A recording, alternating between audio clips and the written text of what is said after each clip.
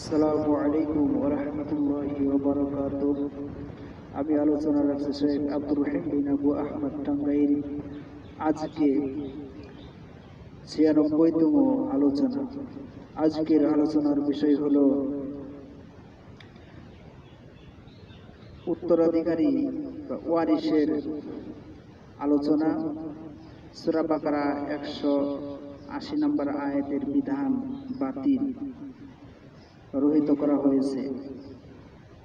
এই আয়াতের পরিবর্তে, এই বিধানের পরিবর্তে সূরা নিসা 11 নম্বর, 12 নম্বর ও 176 নম্বর এই তিনটি আয়াতে মিরাস বা ওয়ারিসের বিস্তারিত বিধান বর্ণনা করা হয়েছে, যে আমাদের জন্য কিভাবে এই মিরাস বা এই ওয়ারিসের প্রাপ্য কার কতটুকু সেই বিষয়ে সংক্ষিপ্ত আলোচনা রাখব। আর কোন ওয়ারিসের কোন বিষয়টা বিধান বাতিল করা হয়েছে, রহিত করা হয়েছে, সেটা পরিচয় করে দেব ইনশাআল্লাহ। তো এই আলোচনা হলো সহিহুল বুখারী আরবি প্রথম খণ্ড 383 পৃষ্ঠা, কিতাবুল ওয়াসায়া, বাবু লা ওয়াসিয়াতা লি ওয়ারিসিন। তো বাব হলো ওয়ারিসদের জন্য কোনো ওসিয়ত চলবে না, এটা বিধান রহিত করা হয়েছে। আর যথাক্রমে আরবি বাংলা সহিহুল বুখারী তাওহীদ পাবলিকেশনস, 3য় খণ্ড, হাদিস 2747 নম্বর হাদিস। ইন্নাল হামদুলিল্লাহি ওয়াহদাহু ওয়াসসালাতু ওয়াসসালামু আলা মান লা নাবিয়্যা বা'দাহু, আম্মা বা'দ। أعوذ بالله من الشيطان الرجيم. كتب عليكم إذا حضر أحدكم الموت إن ترك خيرا الوصية للوالدين والأقربين بالمعروف حقا على المتقين. এটা সূরা বাকারা 180 নম্বর আয়াত। এই আয়াতের বিধান রহিত করা হয়েছে বা বাতিল করা হয়েছে। এখানে কি আলোচনা ছিল এটা আপনাদের জানিয়ে দিচ্ছি। আল্লাহ তাআলা বলেছেন, কুতিবা আলাইকুম, তোমাদের জন্য ফরজ করা হলো,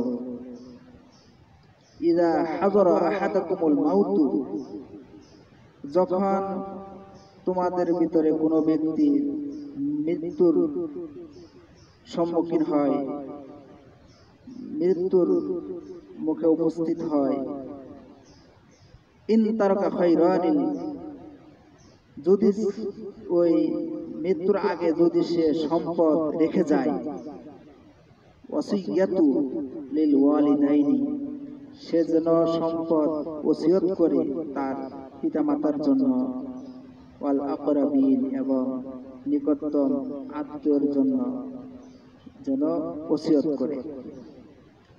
এখানে এই আয়াতের বিধান হলো যে সন্তানেরা ওয়ারিস পাইতেন, আর পিতামাতাকে বলা হতো যে ওসিয়তের জন্য, যে পিতামাতা পাবে ওসিয়তের ভিত্তিতে আর সন্তান পাবে সম্পদের ওয়ারিস। পিতামাতা ওয়ারিস ছিল না, কিন্তু পরবর্তী বিধানে পিতামাতাকে ওয়ারিস করা হয়, আরো বিস্তারিত আলোচনা হয়। তা যাই হোক, সেটাই আমি আপনাদের জানিয়ে দেব।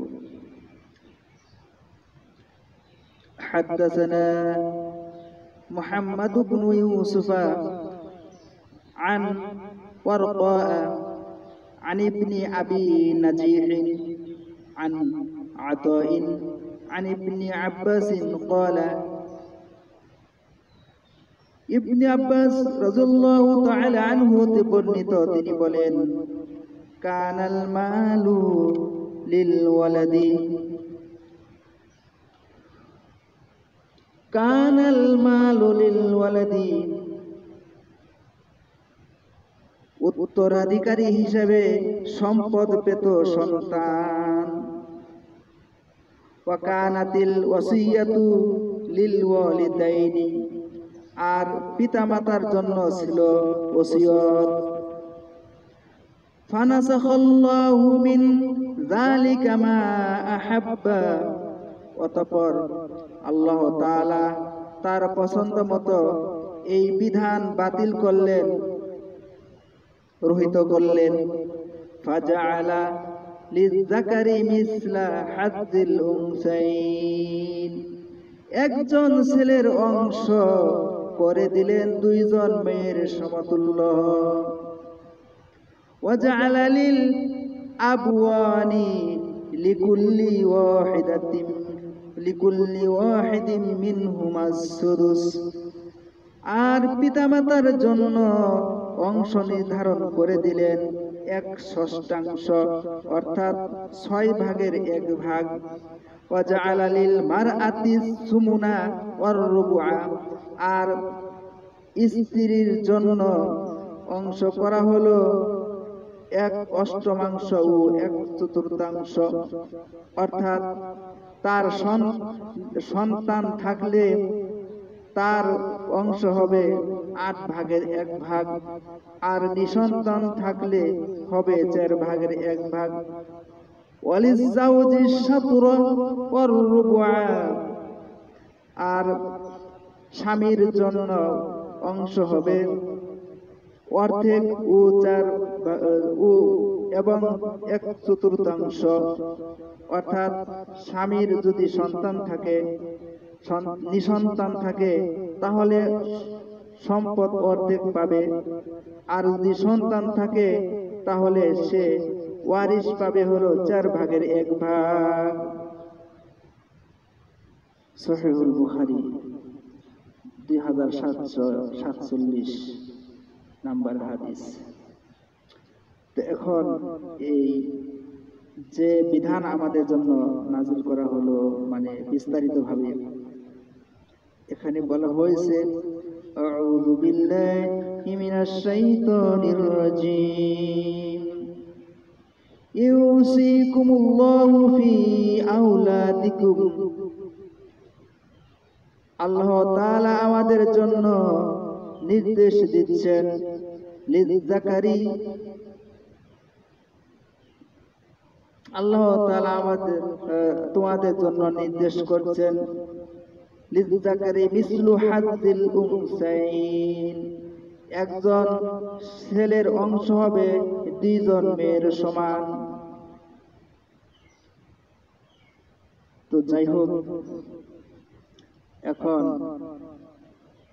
আমরা বুঝতে পারলাম যে এই সূরা বাকারা 180 নম্বর আয়াতের যে ওয়ারিশের বন্টনের কথা, এটা খুবই সংক্ষিপ্ত ছিল,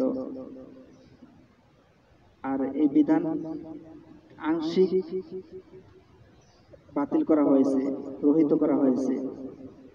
এখানে সন্তান যে ওয়ারিশ ছিল এটা ঠিক রেখে পিতামাতার যে ওসিয়ত করা হতো, পিতামাতার সেই ওসিয়তকে বাদ দিয়ে তাদেরকে 6 ভাগের 1 ভাগ সম্পদের অংশীদার করা হয়েছে। তো যাই হোক, এই সূরা নিসার এই 11 এবং 12 নম্বর আয়াত নাজিল হওয়ার কারণে ওয়ারিসদের ওসিয়তের সুযোগ আর থাকলো না। যারা ওয়ারিস হবেন তাদেরকে ওসিয়ত করতে পারবেন না, তে ওসিয়ত করতে হবে ওয়ারিসের বাইরে। এই জন্য মৃত্যুর আগে নিজের সন্তান, স্ত্রী বা পিতামাতা যারা ওয়ারিসের বা সম্পদের মালিকানা হবেন, ওয়ারিস হবেন, তাদেরকে মৃত্যুর আগে সম্পদ দেওয়ার কোনো সুযোগ নেই। যদি কেউ দেয় তাহলে আত্মসাৎ করা হবে, এটা অন্যায় হবে, এটা পক্ষপাতিত্ব হবে, জুলুম হয়ে যাবে। তাই মনে রাখবেন, যারা ওয়ারিশ হবে তাদেরকে সম্পদ দিলে সেটা ফেরত আনতে হবে, নতুবা তার জন্য এটা কঠিন অপরাধের সম্মুখীন হতে হবে, তার জন্য শাস্তি তার গ্রহণ করতে হবে। তো যাই হোক, আমাদের দেশে অনেক অনিয়ম রয়েছে।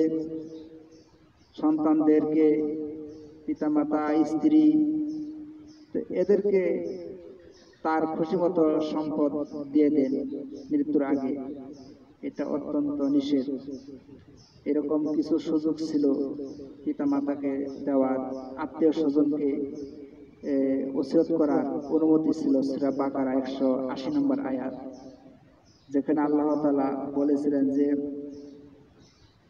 ওয়াসিয়াতু, সে যেন ওসিয়ত করে, লিল ওয়ালিদাইনি, তার পিতামাতাকে, ওয়াল আকরাবিন, এবং নিকটতম আত্মীয় স্বজনকে। এই আয়াতের বিধান এতটুকু কেটে দেওয়া হয়েছে যে পিতামাতাকে 6 ভাগের 1 ভাগ অংশীদারিত্ব করা হয়েছে, এবং স্বামী স্ত্রী তাদের পরস্পর সম্পদের ওয়ারিশ করা হয়েছে। এই জন্য যারা ওয়ারিশ হবে তাদের উপর ওসিয়তের আর সুযোগ থাকলো না। যদি কেউ ওসিয়ত করে থাকেন ওয়ারিশ প্রাপ্য যারা তাদের জন্য, তাহলে সেটা ফেরত নিয়ে তওবা করে সংশোধন হবেন, আশা করি ইনশাআল্লাহ। তো যাই হোক, এখানে একটি শাব্দিক অর্থ আছে যে সাতর মানে অংশ বা অর্ধেক বোঝায়, ভাগ করা বোঝায়, অর্ধেক বোঝায়, অংশ বোঝায়। তো এবারে আমি সংক্ষিপ্ত আকারে শেষ করছি। সুবহানাকাল্লাহুম্মা ওয়া বিহামদিকা আশহাদু আল্লা ইলাহা ইল্লা আনতা আস্তাগফিরুকা ওয়া আতুবু ইলাইক। আসসালামু আলাইকুম ওয়া রাহমাতুল্লাহি ওয়া বারাকাতুহু।